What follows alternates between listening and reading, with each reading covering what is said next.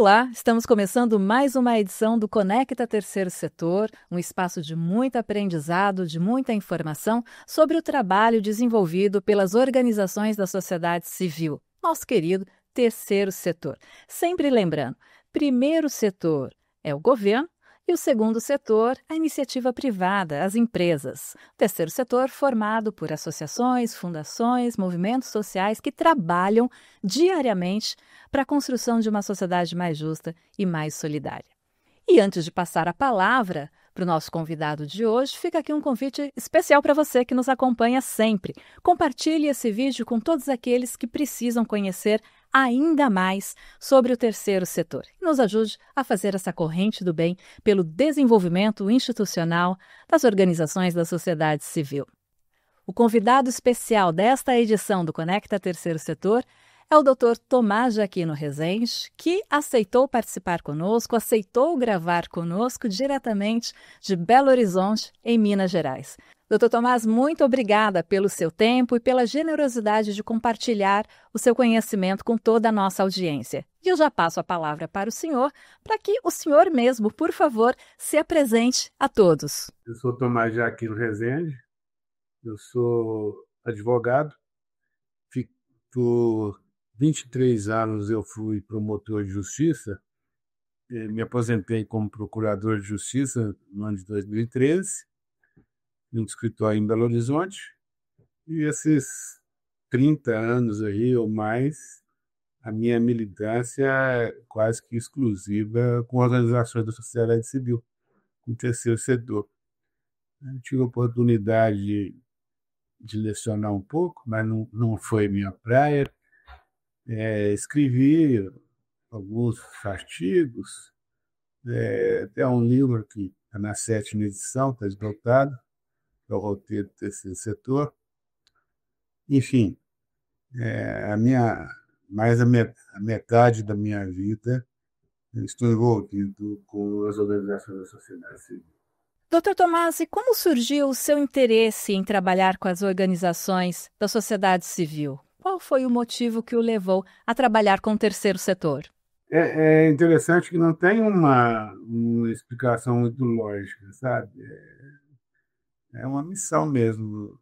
Eu vim para Belo Horizonte em 1995 e em razão de eu ter feito uma grande ação de intervenção em uma fundação no interior, eu já cheguei aqui designado para a promotoria de fundações. E não existia muita coisa sobre isso no século passado. E eu sou bem Caxias, eu não consigo fazer uma coisa sem ter conhecimento. Daí eu me vi obrigado a estudar o tal do terceiro setor. O que eu tinha de material era uma reforma do Código Civil Português, que estava sendo feita em 96, 97, e que tinha um capítulo todo de fundações, muito pouca doutrina aqui no Brasil, e eu então tive que estudar muito. E nessa pesquisa, nesse afã de tomar conhecimento, e procurar o terceiro setor, né? Procurar as organizações. E acaba que me envolvi e minha vida passou a ser vinculada às organizações da sociedade civil por uma razão funcional, da promotoria, e depois por uma missão de vida mesmo. Porque tanta confusão que se fazia e ainda se faz com instituto, ONG, associação, fundação, organização religiosa. Muito pouco se falava disso, muito pouco se estudava sobre isso. Até que em 2005, o Instituto FIP, Fundação Instituto de Pesquisa de São Paulo, coordenada por nós, com as 5 universidades de Minas, o FMG, PUC, UNA, Unifenas e UNE, nós fizemos uma pesquisa que até hoje é a melhor que já teve e é a mais atual. Nós buscamos diagnosticar o terceiro setor de Belo Horizonte. quantas são, onde estão, o que fazem, com que dinheiro fazem, por que fazem, quantas pessoas estão envolvidas. E isso foi uma coisa que, vou dizer assim, me deixou muito, muito encabulado, muito, como é que eu diria? Eu fiquei surpreso com o papel dessas organizações na sociedade. E essa pesquisa foi assim, mudou meu pensamento, mudou minha ideia sobre o terceiro setor, né? A gente viu aí o volume de atendimento na área de saúde, por exemplo, a internação hospitalar do SUS, quase 90%, quase 80%, né? 78% é feita pelas filantrópicas. As organizações de educação têm um custo um terço do valor do custo de organizações públicas de educação. Na assistência social, o terceiro setor é o concurso, né? Temos aí um passado não muito distante, na pandemia, onde, se não fosse o terceiro setor, mais gente teria morrido por desassistência, por fome, por não acesso aos meios de conter, de minimizar ou de mitigar os efeitos do Covid. Enfim, eu fiquei muito impressionado. Eu já era envolvido e eu passei a ser mais ainda. É esse o motivo. Acaba que eu fiz uma carreira boa no Ministério Público, uma carreira, como que eu diria, é, ficha limpa, e depois, já há mais de 10 anos, tenho um escritório de advocacia. Enfim, metade da minha vida eu vivo em função e por causa do terceiro setor. Meu sustento, a minha fama, e me ensinou muito. Eu acho que foi uma sina importante, porque é muito gratificante estar nesse entardecer da vida com esse respeito, com esse carinho, com essa força que a gente vê nas organizações da sociedade civil, e ter uma vida realizada num meio que é gratificante.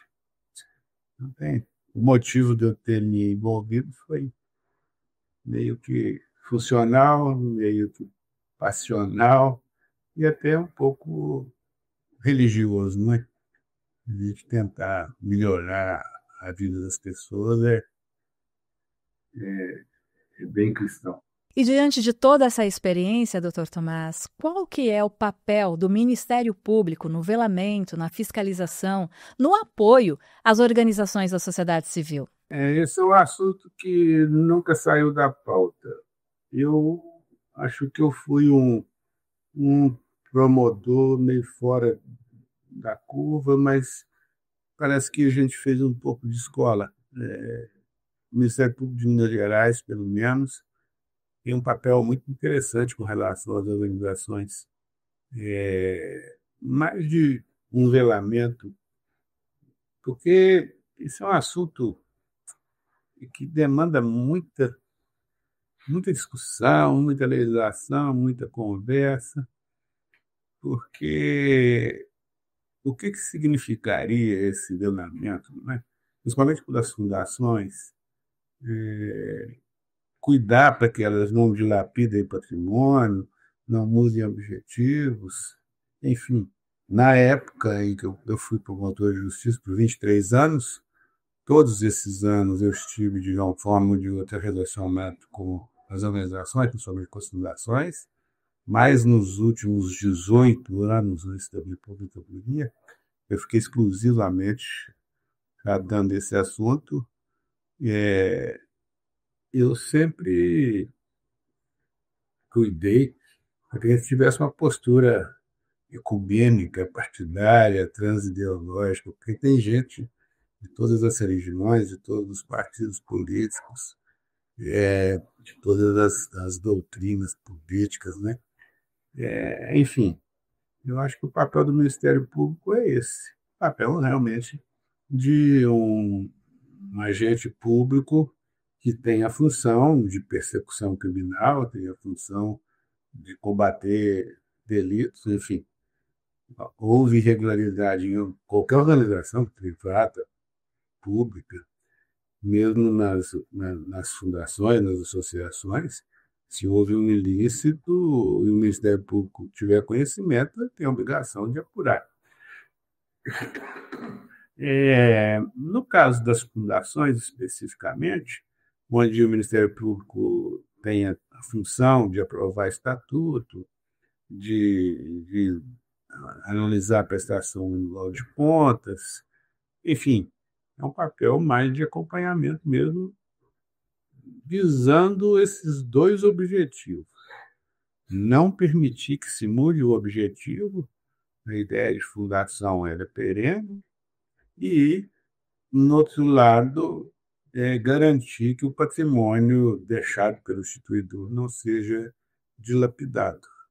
Mas, institucionalmente, o papel é esse: velar, acompanhar, fomentar, não é? Já que somos um órgão de defesa da sociedade, nada melhor do que defender a sociedade fortalecendo as organizações que cuidam de questões sociais e mínimas. E na sua opinião, Dr. Tomás, quais são os desafios que as organizações da sociedade civil enfrentam atualmente no campo jurídico? Tem uns 25, 30 anos que eu tenho dois pontos que são, vamos dizer assim, pauta do meu discurso, dos meus estudos, da minha fala, que é a questão da tributação no terceiro setor e a remuneração dos dirigentes do terceiro setor. São duas. A questão de remuneração está relativamente resolvida, né? Hoje já existe lei não só permitindo, mas até regulando a questão da remuneração de dirigentes, o que é um absurdo, porque é uma questão de interesse privado de uma empresa, de um empreendimento privado com seus funcionários. Mas, enfim, é um debate difícil e que a legislação é muito ruim. Já foi pior, tem evoluído. Agora, a outra dramática é a questão da tributação, né? Aquele discurso que eu faço já há muitos anos, que é uma coisa mais absurda que existe, é você cobrar impostos de organizações do terceiro setor. A immunidade tributária é constitucional. E é uma razão tão óbvia, é mais lógica do que jurídica, não é? Quando você vê que as pessoas que estão, as organizações da sociedade civil que cuidam de saúde, de educação, de assistência social, você pergunta para quem você quiser o que deve ser feito com dinheiro de impostos. Qualquer 1.000 pessoas, 10 mil, 1 milhão de pessoas que você perguntar, vai falar: olha, deve ser feito educação, saúde, assistência social, segurança, cuidar do meio ambiente, enfim, essas questões mais genéricas e de interesse mais geral, não é? Aí você pergunta para essas mesmas pessoas o que as OSC fazem. Elas fazem educação, saúde, assistência social, cuidam de meio ambiente, cuidam de pessoas em situação de pobreza ou de doença, enfim. Elas fazem o que nós achamos que deve ser feito com o dinheiro dos impostos. E aproveitando a sua fala, Dr. Tomás, vamos destacar aqui o Marco Regulatório das Organizações da Sociedade Civil, também chamado, o EMIROSC, a Lei 13.019 de 2014. Na sua opinião, quais os impactos dessa lei no dia a dia das organizações? Eu tive a oportunidade de exercer a função de procurador-geral do município de Belo Horizonte, de 2017 a 2020, né? E a minha função principal foi implementar o EMIROSC na cidade de Belo Horizonte.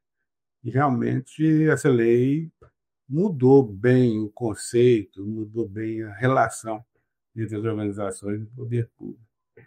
E com a entrada do Emirovski mudou bastante. Agora é parceria mesmo, né? As organizações podem, às vezes, mudar o objetivo, pode mudar o objeto do termo, enfim. Tem mais transparência, tem os portais de transparência que são exigidos, tem o chamamento público, é, enfim, deu mais transparência e mais, como eu diria, agilidade na contratação entre poder público e organizações da sociedade civil. Realmente é um grande avanço o Emirovski. Não é o que a gente precisava exatamente, mas é uma evolução muito grande. De 2017, que ele entrou em vigor, em janeiro, né, para cá mudaram-se muito as relações e o funcionamento dessa relação poder público e organizações da sociedade civil. Doutor Tomás, o senhor concorda que há uma visão um pouco distorcida, dizendo que as organizações da sociedade civil operam com pouca transparência? E se o senhor concorda com isso, como que é possível fortalecer os laços de confiança entre as OSCs e a sociedade civil?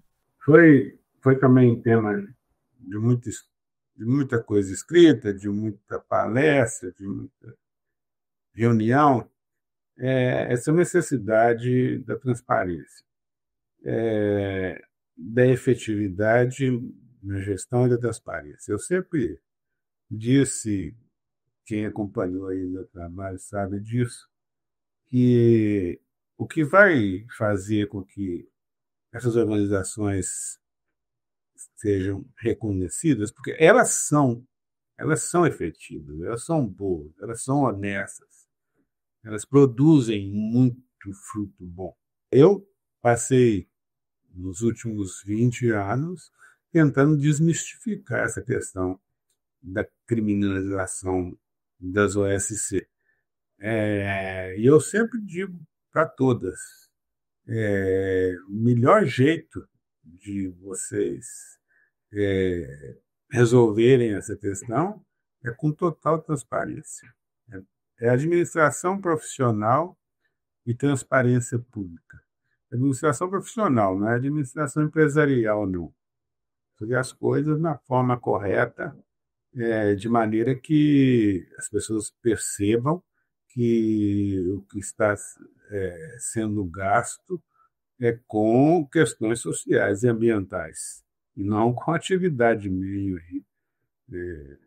instituição que gasta 80% dos seus recursos com o pessoal. Isso é um absurdo, né? Mas, enfim, transparência pública. A gente tem aqui em Minas, em Belo Horizonte, o portal da transparência de Belo Horizonte. Dentro do portal da transparência tem o portal da transparência das organizações da sociedade civil. E aí, vamos dizer assim, mais ou menos 30% das organizações da sociedade civil têm contrato com o Estado, com o município, com a União, com o governo, enfim. E essas 30%, aqui em Belo Horizonte, aqui em Minas, elas têm total transparência, porque todas prestam conta, prestam informações num portal público onde as pessoas têm acesso. Eu não tenho dúvida de que a melhor forma de tirar esse estigma, né, de que as organizações, a maioria desonesta, não. Na verdade, é uma minoria insignificante. Eu digo, repito, insisto, transparência total e gestão profissional. Bom, falando em gestão e governança, podemos falar também em como a tecnologia pode ajudar na transparência cada vez maior das organizações da sociedade civil. Doutor Tomás, e com o avanço da tecnologia, como estão as ferramentas jurídicas que podem ser utilizadas no terceiro setor? Hoje você tem informação online, né?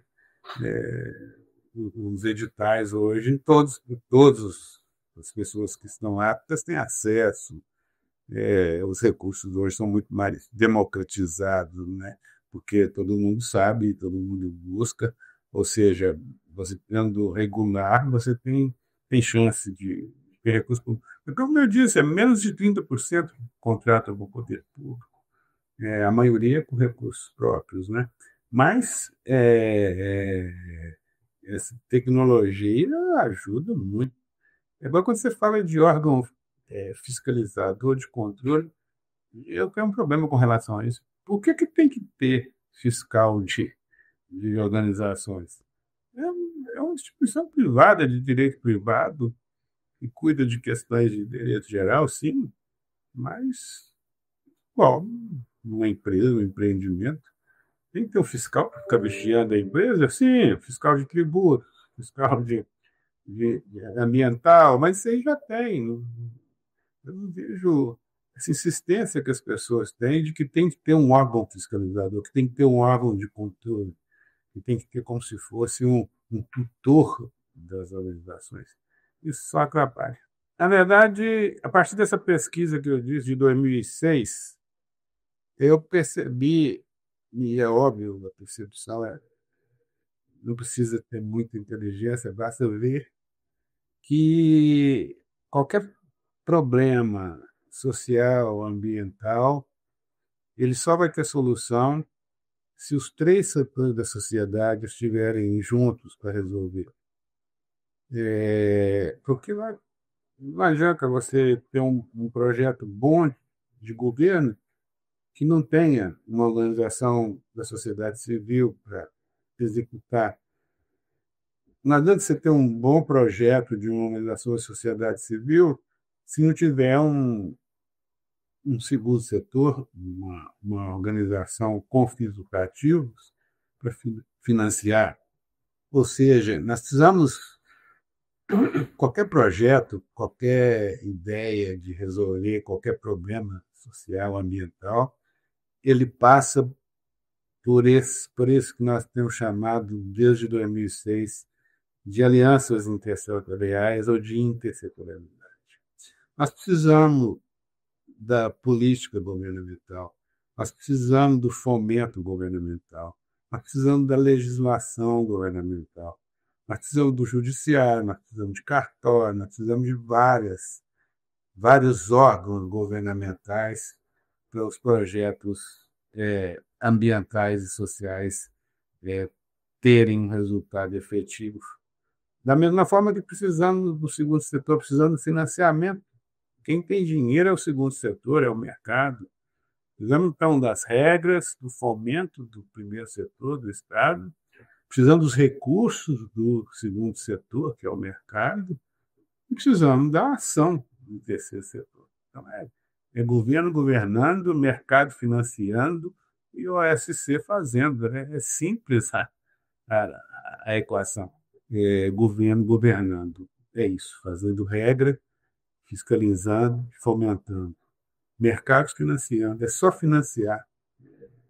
É claro que ele, às vezes, tem até benefícios fiscais, não é? Incentivos fiscais, mas mesmo sem incentivos, quem tem dinheiro é o segundo setor, é o mercado. O governo governando, o mercado financiando e as organizações da sociedade civil fazendo. Elas têm expertise, têm capilaridade e tem uma coisa que os outros dois não têm. Tem um sentimento.